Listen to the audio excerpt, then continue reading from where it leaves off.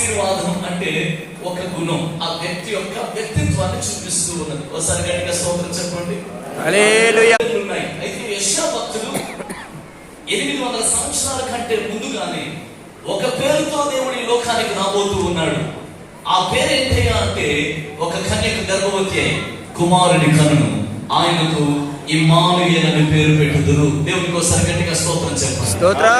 హల్లెలూయా. ప్రవచించింది ఎవరి కొరకు ప్రవచించాడయ్యా అంటే, సాక్షాత్తు మానవ రూపాన్ని ధరించి మానవ రీతిగా ఈ లోకంలోనికి వచ్చి ప్రజల మధ్యలో జీవించబోయే భాషాంతరమున దేవుడు మనకు తోడై ఉన్నాడని అర్థం.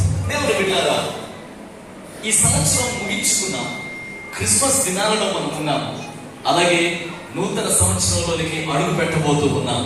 నేను గట్టిగా స్తోత్రం చెప్తాను. హల్లెలూయా. హల్లెలూయా. హల్లెలూయా. దేవుడు